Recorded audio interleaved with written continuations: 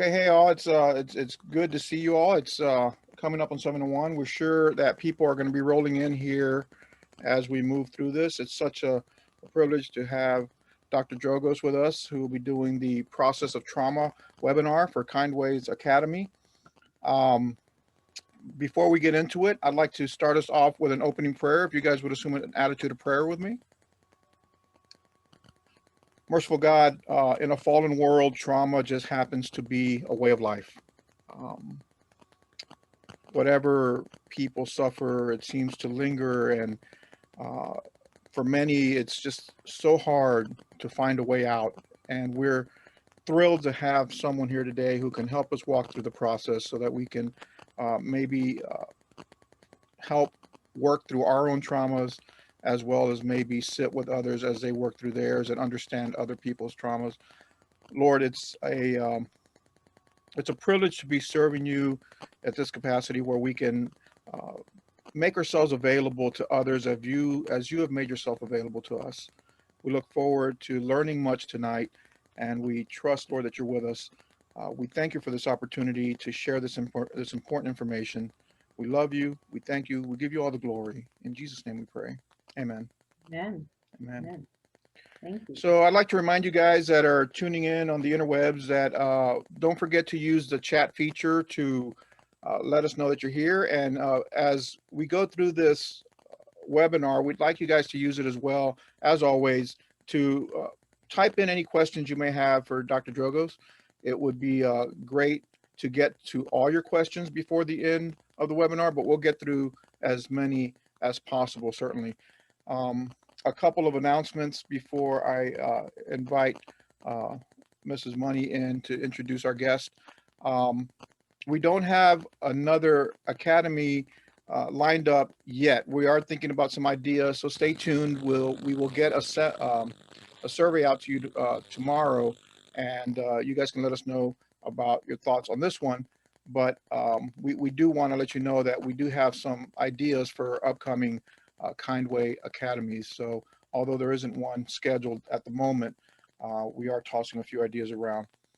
And so at this time, I introduce our executive director, Ms. Christine Money.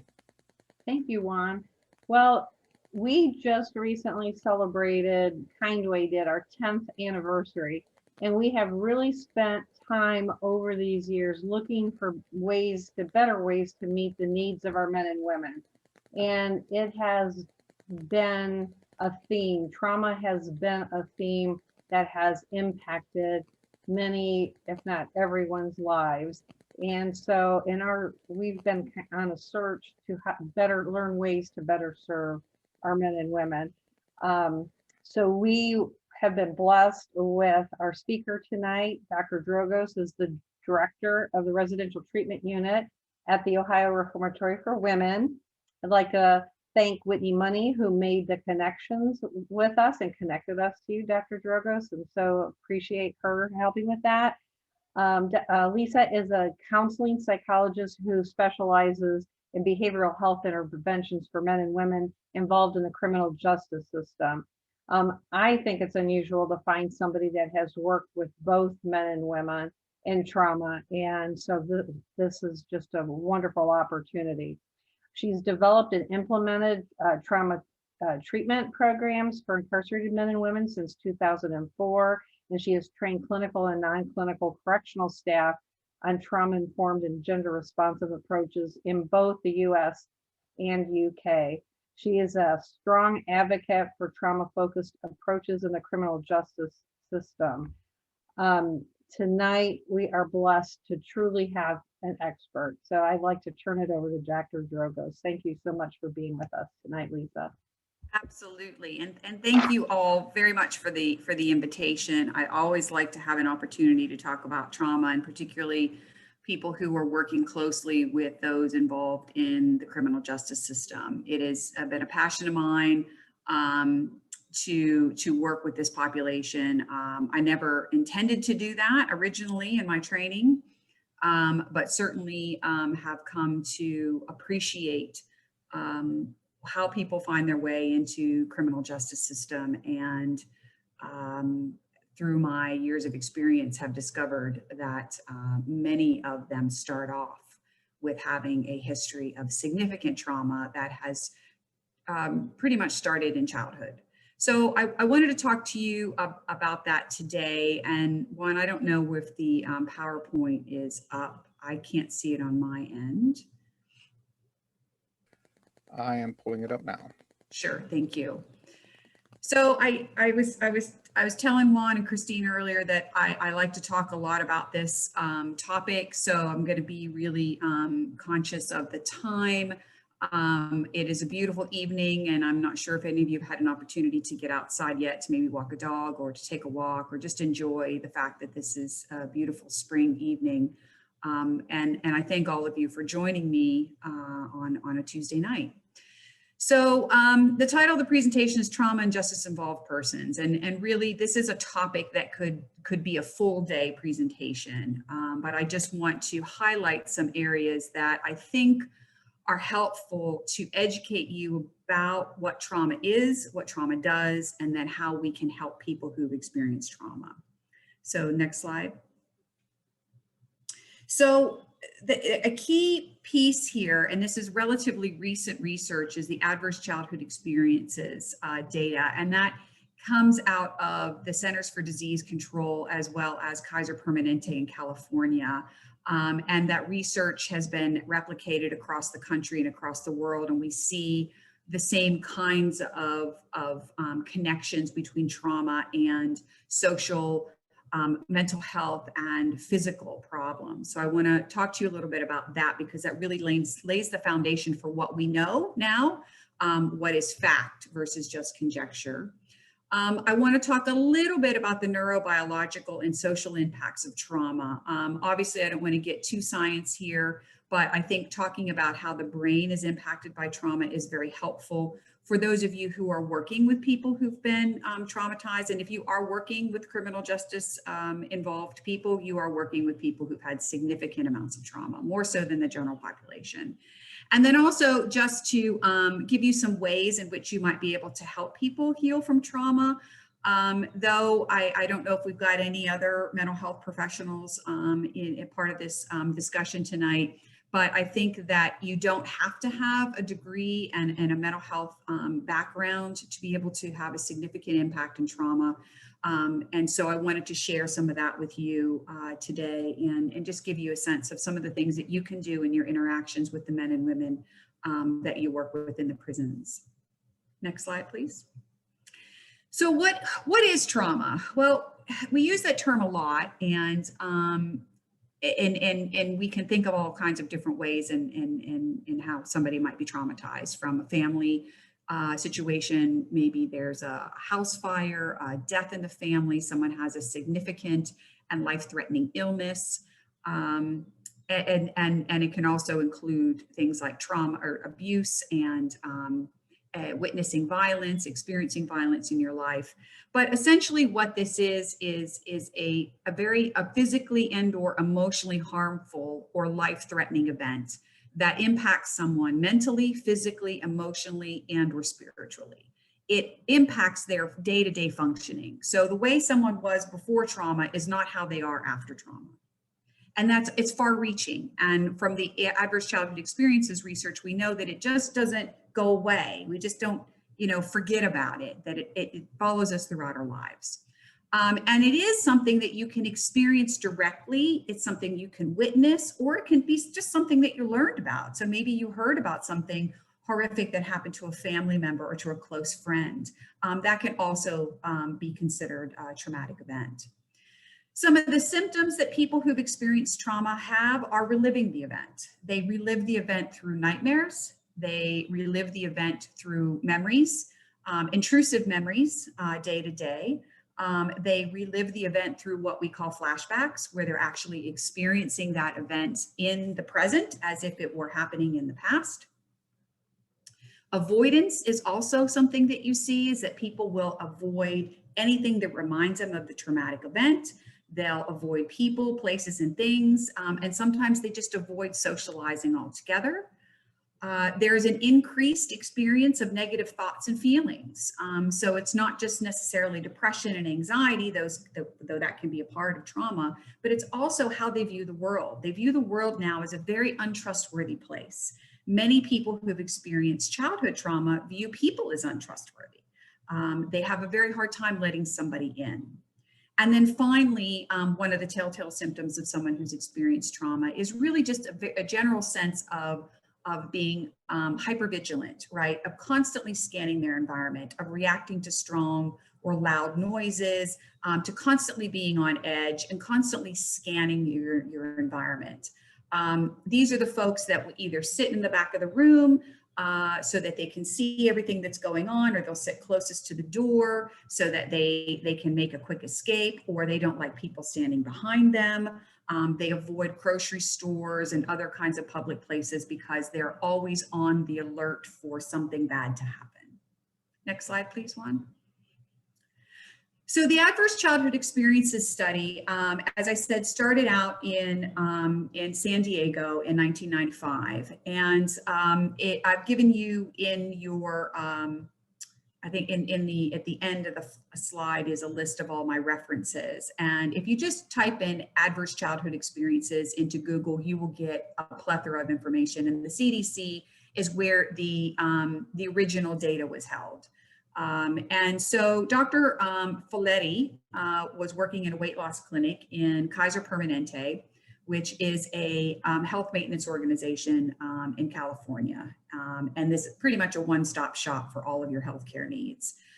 And he found that many people he was working with had initially lost a significant amount of weight in his clinic, but several of them actually, even though they were doing well and following all the guidelines of the program and feeling really good about their successes, started to slowly gain all that weight back.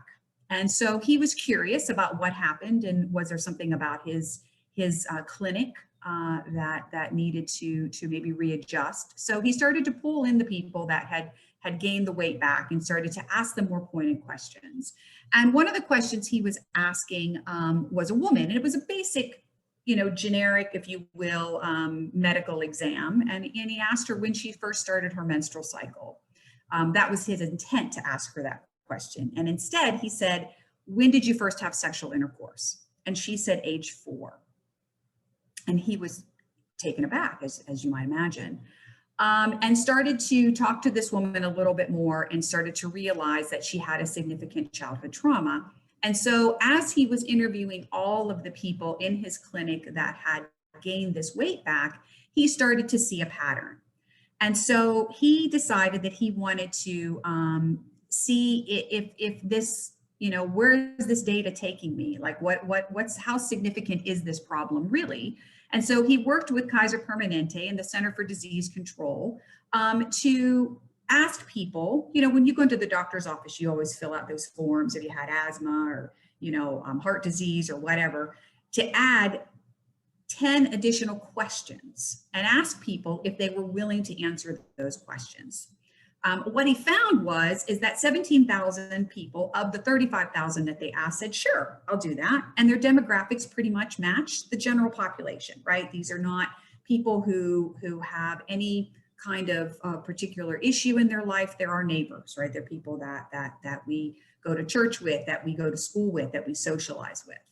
Next slide. And the questions that he asked were, prior to the age of 18, have you experienced physical abuse, sexual abuse, or neglect? Have you witnessed violence in the home or in the community? Has a family member attempted or died by suicide? Did you have household members that were abusing substances, had a serious mental illness, or were in prison or in jail? And did you experience parental separation or divorce? And for every question that they answered one yes to, they got a tick mark, right? So they would count as 1. Next slide. And what they found was that 2/3 of the people that they had questioned had one or more of these adverse childhood experiences, and almost 90% had 2 or more. And not only did they just ask those questions, but they also looked at these people's history, right? They looked at whether or not they what their use of medical services were, what were their medical and mental health diagnoses, what were some of the issues that they were facing. And so this was really more of a longitudinal study. And what they found is that the higher your ACE score, the higher the risk for medical, mental health, and social problems as an adult. Next slide. And what you'll see here is essentially a pyramid, right? Where you've got these adverse childhood experiences, causes disruption in the neurodevelopment. So this is in our ability to think and act and reason and rationalize.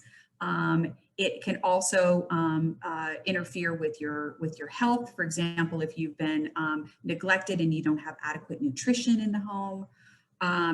That leads to social, emotional, and cognitive impairments, which many times leads to the adoption of high-risk behaviors, right? And we know from the people that we serve, the people that we work with, they've got a lot of high-risk behaviors. That then leads to disease, disability, and social problems, and early death. So these are the sad facts of what happens when people have experienced significant trauma in childhood. Next slide.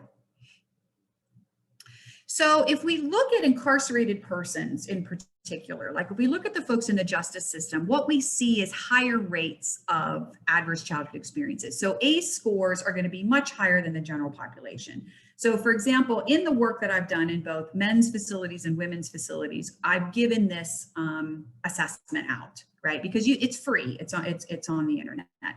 And I'll ask them to complete it. And what I see are scores that typically are 8 or above. Every now and again, you'll find someone that has an ACE score of 1, but what we see is high levels of this trauma. We know that in detained women and incarcerated women, that upwards to 90% of them have experienced some sort of traumatic event in their life, this adverse childhood experience. Sexual violence in adulthood, as well as childhood, domestic abuse in particular. And for those of you who've done some interactions with the women at ORW, I'm sure you've heard these stories. What we know, sad fact, is that women actually feel safer in prison because for many of them, their experiences of violence have happened with male partners or with their family members, right? And so safety is a really big issue for women. And they find that being incarcerated is a safer place.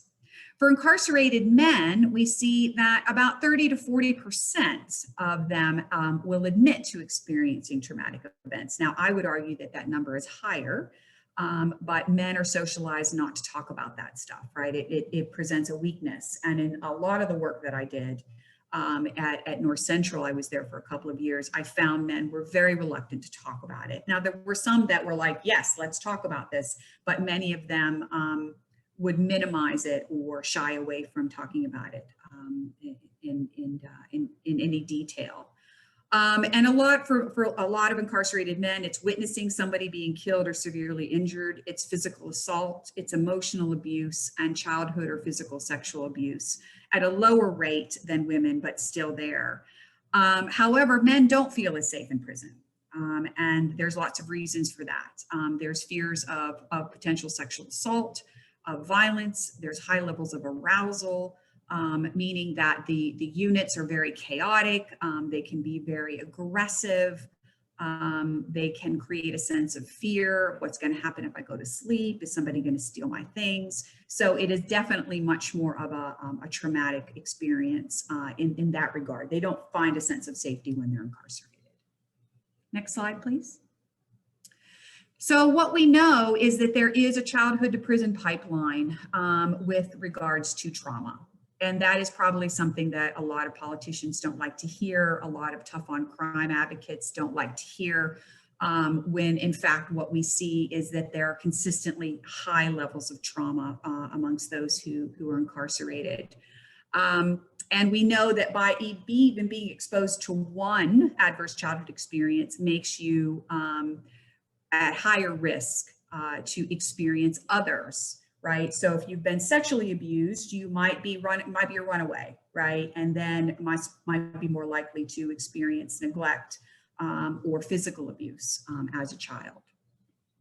What we know is that for men and women who are incarcerated that report a score of 4 or more, 65% for women, 64% for sexual offenders, and 42% of low risk offenders. Okay, so the drug related crimes for people that are coming into prison.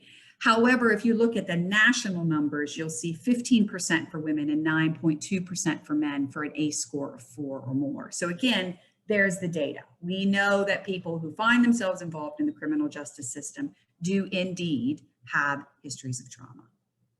Next slide. So we know that it is that the higher the score, the more likely men are to seek out mental health treatment, which is a good thing, right? They're also more likely to have committed a sexual crime.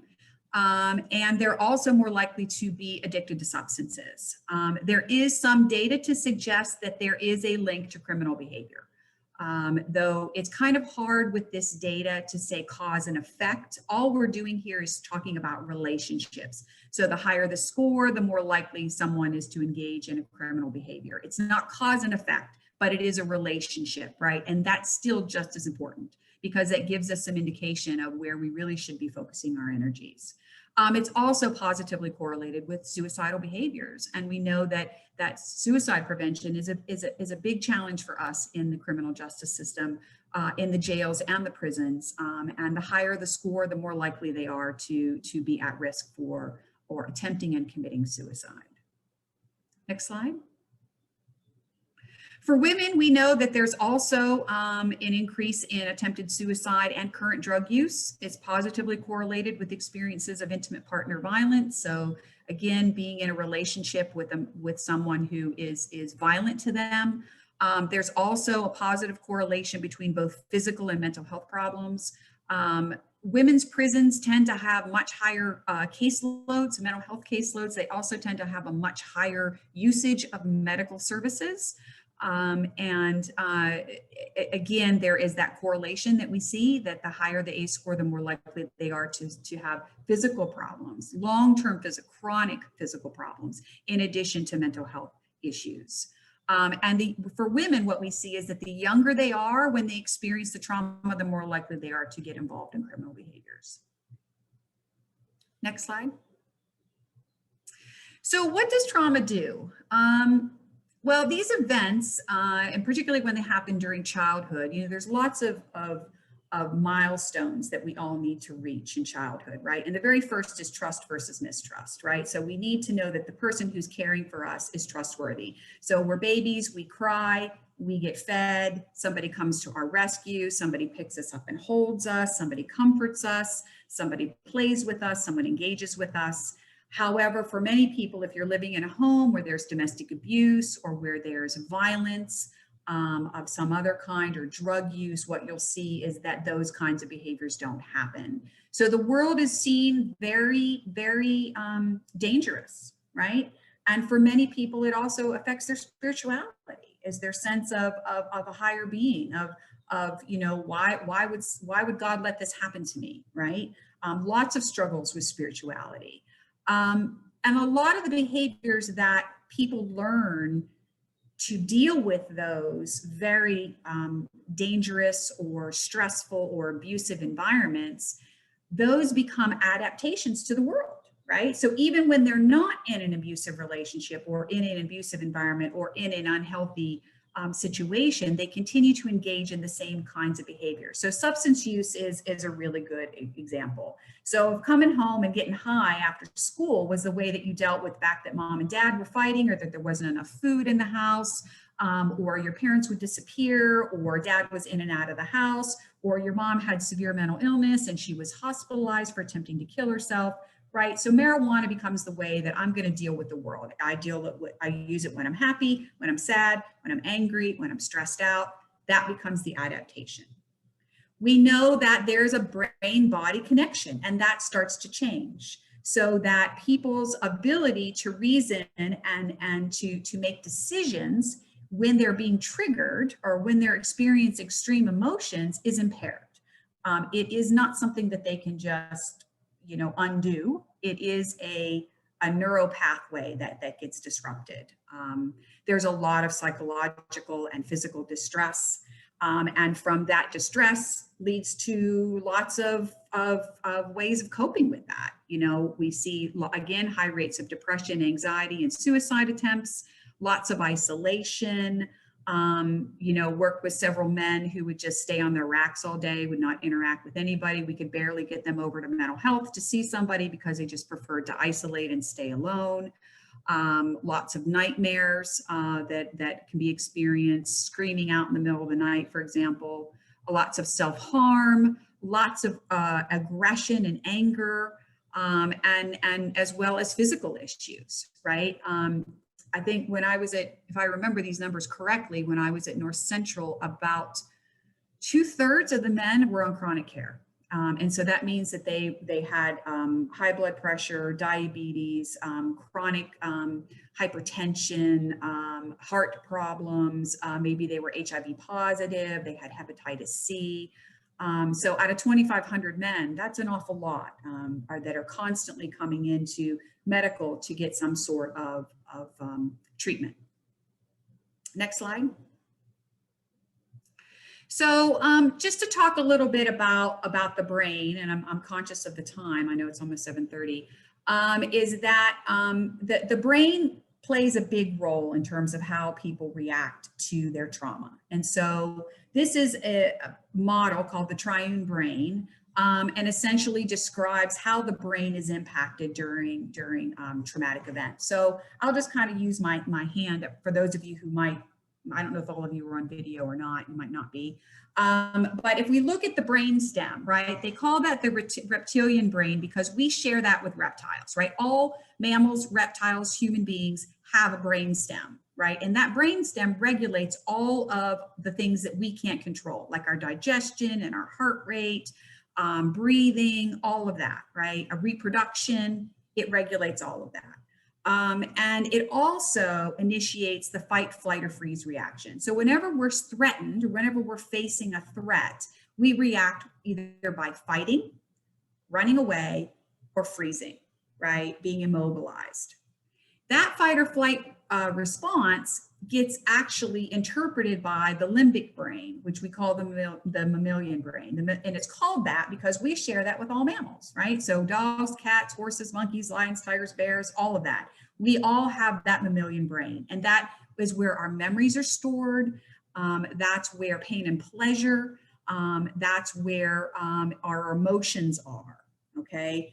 And when you're experiencing a traumatic event, that is the system that is activated and that is online, is the limbic brain. So that's where you're seeing the emotions, you're seeing the anger, you're seeing the reactions, and you're saying, why aren't you listening to me? They can't listen to you because all they're doing is just reacting to that fight, flight, or freeze response.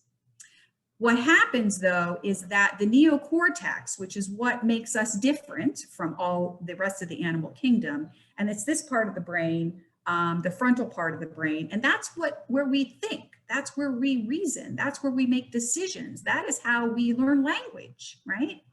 That part of the brain goes completely offline. So when a person is experiencing reactions to trauma, maybe it's a memory, maybe it's a current event, maybe it's a smell, it could be anything that triggers that event, that memory, they are not able to many times verbalize what's going on because they're experiencing that very primitive emotional part of their brain. Next slide. So what are some ways in which people can heal, right? Well, there's, I could talk about all the different kinds of psychotherapies that are out there, and there's some really good ones that are out there. But one of the things I think is important for people who've experienced trauma is to know what it is that they can do. Where do they have the ability to take some control over their lives? Because when you've experienced significant trauma throughout your life, or even just one event, it doesn't have to be, it doesn't have to be lifelong, but you lose a sense of control, right, over your life. And so you need to find ways to gain control. So I use the SEEDS model here, and obviously that's an acronym. And the first is social connectivity. And this is where I think organizations like Kindway are so critical. and all the other volunteer groups that come into the prison system, is that social connectivity. Because what happens during trauma is that people disconnect from others. They lose that sense of safety. They lose that sense of wanting to interact with other people.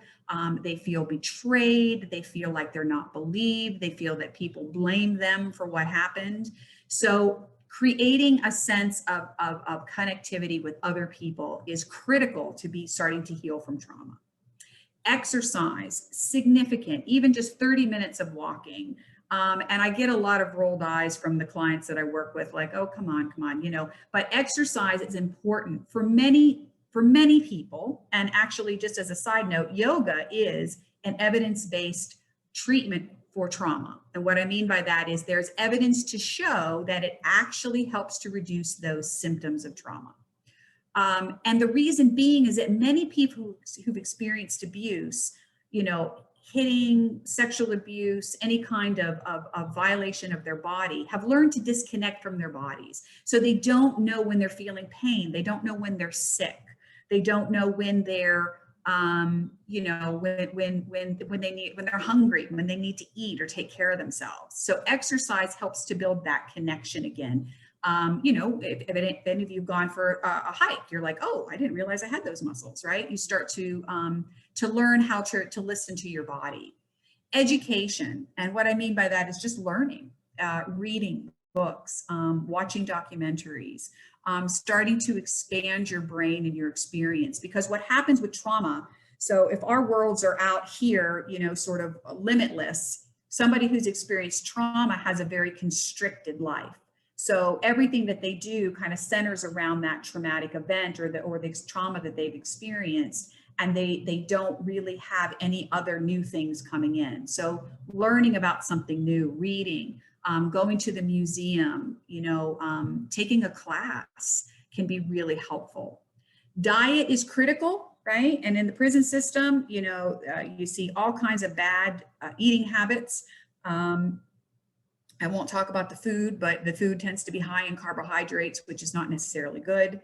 But an adequate diet, a proper diet is really important, because we know obviously lots of sugar, lots of unrefined carbohydrates do not help the body. And so part of taking care of trauma is taking care of your body, because trauma is physical. Trauma is not psychological. Trauma is very, very physical. It affects the entire body as well as the mind. And sleep. Gosh, sleep is one of the biggest things. And I think that probably many people on this call struggle with getting a good 7, 8, 9 hours of sleep. We do know that in general, we're a very sleep deprived culture, but sleep is critical for people who've experienced trauma. Again, their brains need to rest. They need to be able to feel like they have the energy to deal with their days and to handle the symptoms that are constantly bombarding them. So very simple, right? Kinds of things to help heal from trauma. Also, learning some grounding techniques, particularly when you're in that limbic brain and that fight, flight, or freeze response. You've got to find a way to get your brain back online again so you can make decisions and so you can think and react. And there's deep breathing. There's visualization exercises. There's something called the 5 senses, where you go around the room and you identify 5 things you can see, 4 things you can hear, 3 things that you can touch, 2 things that you can smell, and 1 thing that you can taste. And that is designed to bring the person back into the present, because when they're experiencing that fight, flight, or freeze reaction, they're not in the present, they're in the past. So how do we bring them back to the present? Also, as people that care about other people, and particularly the men and women that you interact with in the prison and when they return to the community, is asking, you know, what happened to you, rather what's wrong with you. And in a prison setting, there's a lot of that. Well, what's wrong with her? What's wrong with him? He's just a jerk, or, you know, they didn't take his meds today, or we've all kinds of really negative things that we say to people, and we don't really take the time to go, well, why are you like this? What happened here? And then finally is listening. A lot of times people who've experienced trauma just want you to listen. They do not need to tell their whole story to you in order to heal. There is no evidence to suggest that somebody has to lay it all out. to be able to move forward. But having someone listen to them, again, that helps to build that connectivity, and that trust is critical. I think also avoiding judgment. And this happens a lot of times when we're just uncomfortable with what we're hearing. And we tend to look to see, well, what would that person do to cause that? Or what could they have done to stop that from happening? And I think that shuts down conversations when you say, well, why did you stay? Or why didn't you do this? Or how come you didn't do that? Those questions can really be quite difficult for someone who's experienced trauma, and will just shut them down. And finally, refer is know when you're out of your depths and they might need additional services. I've managed to get together a few referrals that I sent to Chris and to Stan of potential people in the community who take Medicaid insurance and that are trained to deal with trauma, because this is a specialization. It is not something that the average person, the average clinician can do. Next slide. I also did some research on spirituality and the importance of spirituality in dealing with trauma. And there's lots of ways in which having a spiritual practice, belonging to a spiritual community can be incredibly important. One is that most religions really frown on excessive drinking, smoking, doing drugs, right? All of that stuff is so if you're involved, you're abstaining from those things, right? They're not encouraged. If you're going to somebody's house for a get together, they're going to be serving coffee. So it encourages healthier behaviors. Again, that expanded social network is so critical because so many people are isolated. Many people who've experienced trauma suffer with meaning, a meaning to their life, meaning to what happened. Why me? Why this happened to me? Why not my brothers or sisters? Or why not the person that lived across the street? There's a lot of trying to make sense of what happened, and faith can help to do that. Also, prayer activates the relaxation response, which, as we know, is a very challenging and difficult situation for people to not being able to relax. And then finally, it helps to lessen feelings of depression, isolation, and loneliness, by belonging to a spiritual community. Next slide. These are just some resources. The Body Keeps the Score and Trauma and Recovery are two seminal works in this area. The Body Keeps the Score is, and both of these are books that lay people can read, right? And the Body Keeps the Score provides a lot of data about what we know about the neurobiology of trauma. And Trauma and Recovery is just a fascinating read about the history of trauma, really, and its importance in this culture. And last slide. Is that it? Oh, that's it. That's it. Okay. So I know I really just, covered this from a very high level. There's a lot more detail and depth we could go into, but I hope that at least this initial introduction was helpful. Well, can you hear me, Dr. Drogosz? I sure can. Okay, well, that's pretty fabulous. I don't see I don't see too many questions. There is one. Thank you, by the way. Having served a decade and a half in prison, I learned a lot about my own trauma and didn't understand why I had made some decisions that I had made, and it was I didn't realize just how much I was carrying, and it was really a motivator for why I justified many of my actions, and some things just seemed uncontrollable. But once I learned a little bit about what I had suffered, it seemed like a lot of my past started really coming around to make sense. Yes. And it helped me see it as it was Yes. approaching, and it really helps me have more control over it today. I have something here from Pastor Kathy. I wonder if men's reluctance to talk about or acknowledge trauma is related to the normalization of trauma violence in their environments. Yes, I think that's an excellent point. I think that, Yeah, absolutely. Because if this is the environment where you grow up, yeah. And so it's not until you're exposed to something different. Sure, I agree. I think it's not just about them not wanting to admit it, but they don't see it as traumatic. Yeah. I think you mentioned earlier too, it's socially we're taught to accept it as a weakness, and so Yes. we can handle it Yes. or suck it up, put some dirt on it. Exactly. You know, Exactly. Yeah. I have something here. Thank you so much. I've understood that therapists can trigger trauma in persons. Could you give a couple of examples how that happens? Well, I think there's a difference between triggering and re-traumatizing. Okay. So someone who's experienced trauma is triggered all the time. And so one of the things we can't do is avoid triggering them. So you could be wearing a particular cologne or perfume that remind them of someone that was abusive to them. I mean, smells are very, very powerful. It could be that they, had a memory, sort of a moment of deja vu. Maybe somebody looks like someone else that was related to the trauma. It might be the time of year. It could be the time of day. It could be a season. Triggering happens all of the time. What we want to avoid doing is re-traumatizing people, right? The prison environment, unfortunately, re-traumatizes people, and therapists absolutely can re-traumatize people. And that usually comes from people that are not well trained, who don't understand trauma. For example, when you're talking to a woman who may have been involved in an abusive relationship and you shame her for not leaving, right? Or someone who has an addiction issue and you say, you just don't have enough willpower. You just need to, you need to dig deep and do this. There's a lot of re-traumatizing that goes on in the prison environment.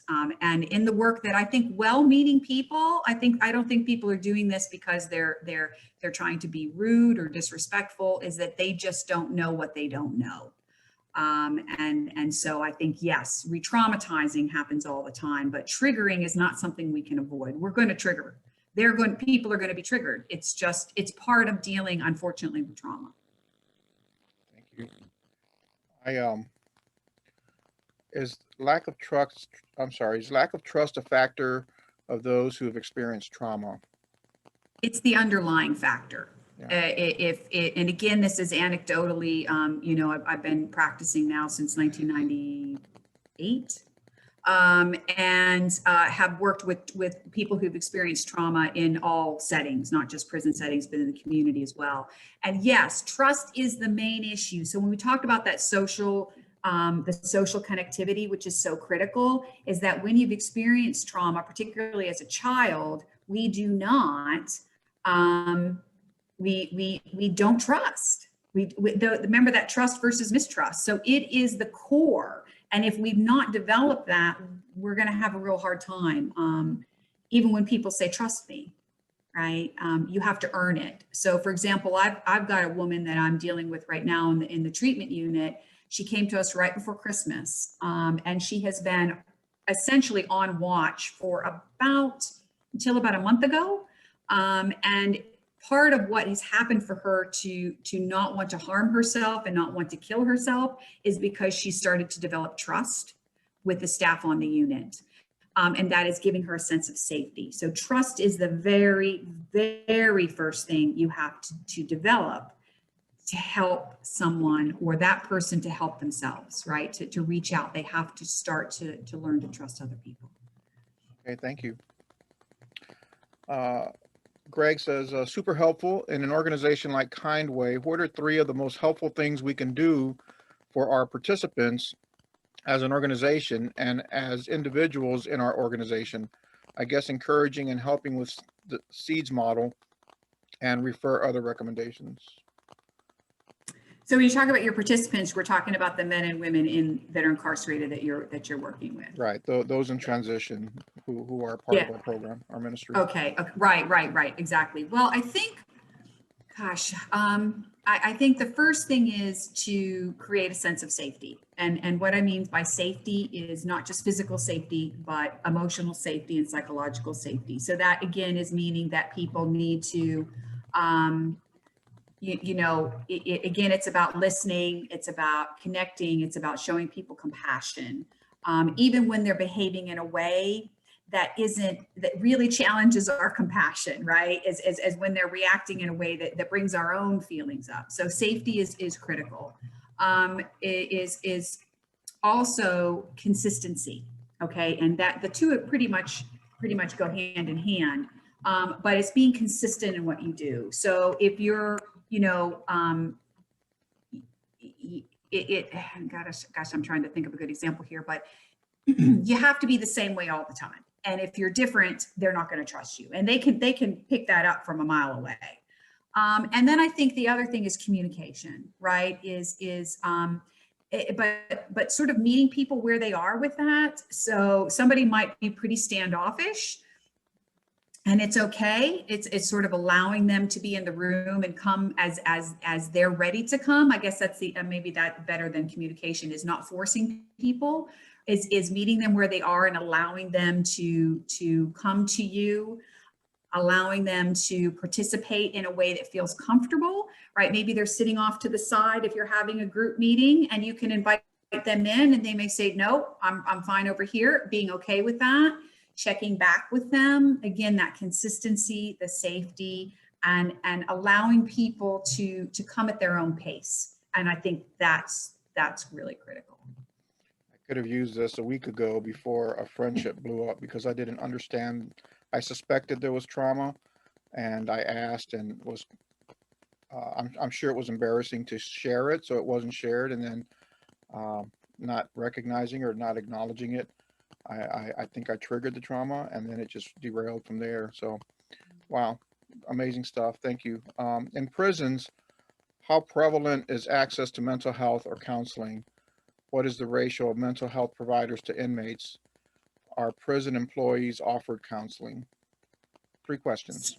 3 questions. Okay, so yes, in the Department of ODRC, the Ohio Department of Rehabilitation and Correction, yes, that we have ratios that we follow for the number of therapists or nurses per population. You'll find, for example, the mental health department at ORW is 50. There are 50 staff at ORW. And that is because we've got the babies, right? We've got the RTU, we're a reception center, and we have about 1,100 women on the caseload. So you're going to find a much larger mental health staff in a women's prison because women are more likely to use the service. However, the services are also available for men. You're probably not, I don't know, I don't think the male reception centers have that big of a staff, but they might. CRC might, because it also has an RTU, right? And we're talking about counselors, social workers, psychologists, nurses, psychiatrists, right? So full gamut. And yes, we have walk-in services, so the men can access us. And even during COVID, we've had ways in which they can get access to us. We have an electronic kite system now so that they can reach out to us. And we've got a particular time frame in which we need to respond. We've got lots of policies and procedures that dictate how we're supposed to be interacting with people. Excuse me. So it's very available. Sometimes it's more difficult getting the men to come in the door. And a lot of times it's shameful for them to walk into the door when it says mental health.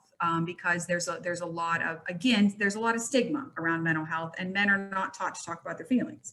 However, in the work I did with men, boy, when they start talking, it's good.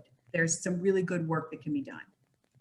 And then I think I answered 2, and then the third was prison employees, are they offered? So there is an initiative that's been going on for a little over a year now for employees, where there's a position actually in central office and I'm going to forget the name of it, but it's essentially like an employee assistance program where there's lots of efforts made to help staff in terms of reaching out to staff members that are in trouble. There's also the employee assistance program through our health insurance, where you get, 6 or 8 sessions free every year. And so there's, quality mental health services and lots of mental health treatment available through our health plan. However, as with many law enforcement folks, they don't like to admit they've got issues. And so we do a lot. I mean, I have in the past trying to reach out to staff who've been involved in the use of force, because even if you're doing that, you're still affected, the staff member is, right? So I think we have a long way to go, but ODRC is doing some really good things to help support staff and recognizing that they indeed are traumatized by working in a prison. That they don't come with their own trauma. Many of them can experience trauma by dealing with some of the things day in and day out. Yeah, I think what I've heard in my time in prison was that certainly many who have committed violent crimes were traumatized, but they're also traumatized by the trauma they inflicted on others. And to live with that is, you hear it from soldiers and people in the military coming home from battle, and they struggle with the trauma they caused. And absolutely, and that's what happens. Oh, I'm sorry. Go ahead. No, please go ahead, doctor. No, but what happens with men is that they've experienced trauma, and many times they then become the traumatizers. And that's exactly, what you're saying. And that there's a lot of shame involved in that. There's a lot of shame involved in that. Yeah. I know we're coming up on the hour. Wow, this could go on forever, and it would be it would be very informative. Let me see. I think I may have missed one question, Okay. and I'm looking for it. Shirley, I think I may have missed one. If I don't find it, could you please retype it? I don't see it. I think his lack of trust. We went over that one. No, I think that's it. That's all of them.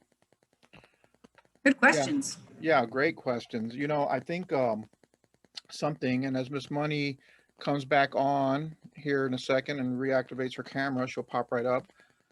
I think something to consider, I think, is maybe our trauma was never a reason. It really isn't a reason to justify our criminal behavior, but it's part of the equation. And I think until we really wrap our minds around how much of the equation it is, we'll never really understand why people do what they do. I think the biggest or the question that's most frequently asked when you hear of crime, and especially the most heinous ones, is why? Why? Well, if we never ask the right questions, we're never going to get the right answer. It's obvious that trauma is a big part of that, and until we really dig deeply to try to resolve those issues, then we're going to keep, I think, falling into the same hole. We have Greg is saying, so thankful for your help and introduction for us today. Thank you. You're welcome. And oh, there's a question here. Well, we have a couple of minutes. How traumatizing is it to go to the parole board? Oh, it's horrendous. I mean, I just sat in a parole board with 3 of the women that are on the residential treatment unit. And it was really, really hard to be a part of that as a witness to it. But here, the parole board, well, I think I can say this, is uneducated about mental health issues, and they're very much uneducated. I don't think they really care to take trauma into consideration, because like you said, Juan, it is not an excuse, but it's an explanation.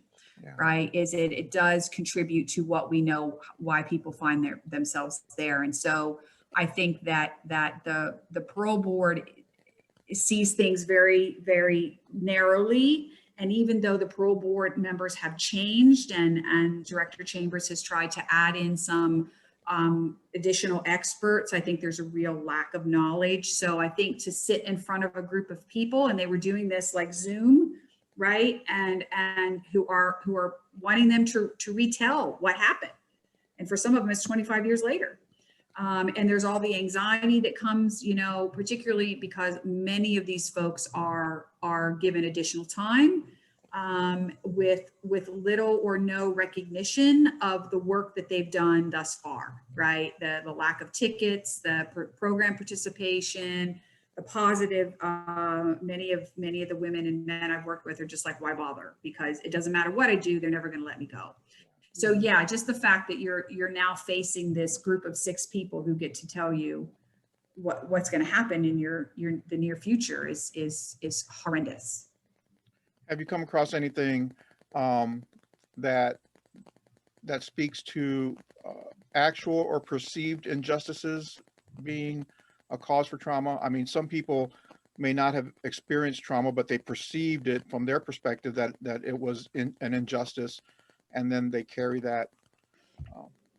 Yeah, in many ways, yeah. I agree. It looks a little different, you know, it does look a little different in terms, sorry, my cat is making herself known. She's had enough of being ignored. Yeah, I think, yeah, that one's a little more complicated, but I think that people can, I think that perception is everything. Right? Perception is everything. So absolutely. If you feel as though, you know, something was not handled appropriately or justice was not given, or if you were inappropriately arrested or sentenced, you know, if you had a bad attorney, right? I mean, there's lots of things that can contribute to people's struggles. Okay. Right? Yeah. Thank you, Dr. Lisa. And for our closing, I'll turn it over to Chris. Okay. You know, as you were talking, Dr. Drogosz, it really helped reinforce some of the things that we're doing, and also, you know, gave us some really, really good ways to improve what we do. But we really invest in relationships with men and women inside. And I think the unique part of what we do is stay then connected on the other side of the fence. So the same people that are seeing them and care about them and love them unconditionally are there then through that whole process. And it's, and we hear the same thing about, well, and then just had a personal experience working inside prisons, but going to the parole board can be very, or is, I don't know, it probably almost universally is traumatizing. In fact, we were asked, our organization was asked to pilot a project with the parole board where some of the people that you see popping up on the screen have been trained to sit with men and women at ORW and at Marion during their parole board hearings as a non-speaking person, but to take notes, to be there for comfort, to take notes, and then debrief them after their hearing. So that's going to start here pretty soon at some point.